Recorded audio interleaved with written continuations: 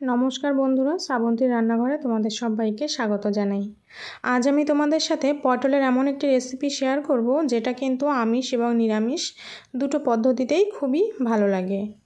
আজ আমি নারকেলি পটল রেসিপি শেয়ার করব, তো ভিডিওটি প্রথম থেকে শেষ পর্যন্ত দেখার অনুরোধ রইল।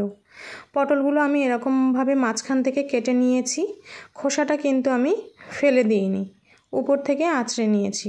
এবার আমি পরিমাণ মতো লবণ হলুদ মাখিয়ে নিয়ে কড়াই গরম করে সর্ষের তেল দিয়ে পটলগুলো একটু হালকাভাবে ভেজে নেব।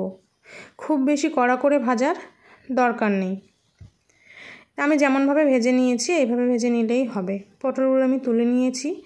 এবার আমি ওই তেলের মধ্যেই দিয়ে দিলাম গোটা জিরে ফোড়নের জন্য। তারপরে আমি দিয়ে দিলাম কুচনো পেঁয়াজ। পেঁয়াজটা একটু নেড়ে চেড়ে লাল লাল হয়ে এলে আমি এর মধ্যে অ্যাড করে দিলাম আদা, রসুন, কাঁচা লঙ্কা আর টমেটো পেস্ট। এবার মশলাটা কিছুক্ষণ নেড়ে চেড়ে নেওয়ার পর আমি এর মধ্যে গুঁড়ো মশলাগুলো অ্যাড করে দেব।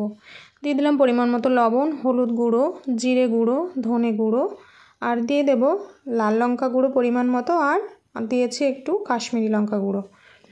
এবার সবগুলো মশলা একসাথে ভালো করে নেড়ে চেড়ে কষিয়ে নেওয়ার পর দিয়ে দিলাম সামান্য চিনি। এবার আমি এর মধ্যে অ্যাড করে দিলাম 2 চামচ মতো নারকেল বাটা। আবারও সবগুলো ভালো করে মিশিয়ে নিয়েছি। এবার আমি এর মধ্যে দিয়ে দিচ্ছি নারকেল দুধ।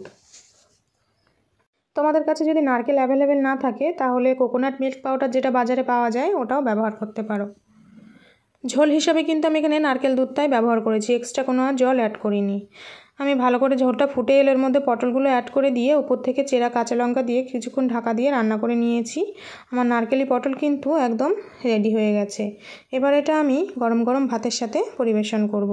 তোমরা এটা পেঁয়াজ রসুন বাদ দিয়ে কিন্তু নিরামিষ পদ্ধতিতেও করতে পারো। এবার আমি উপর থেকে গরম মশলাগুলো ছড়িয়েই এটা পরিবেশন করব। ভিডিওটি এবং রেসিপিটি কেমন লাগলো কমেন্ট করে জানিও, ভালো লাগলে লাইক শেয়ার করে দিও। আর যারা আমার চ্যানেলটিকে এখনও সাবস্ক্রাইব করনি অবশ্যই সাবস্ক্রাইব করার জন্য অনুরোধ রইল। আর পাশে থাকা বেল আইকনটি অবশ্যই প্রেস করে দিও যাতে আমার প্রত্যেকটি ভিডিও তোমাদের কাছে পৌঁছে যায়। আর যারা ফেসবুক থেকে দেখছো তারা কিন্তু অবশ্যই ফলো করে দিও, আর বাড়িতে এভাবে অবশ্যই ট্রাই করো। দেখা হবে আরেকটি নতুন ভিডিওর সাথে। আজকের মতো চলে যাচ্ছি, টাটা।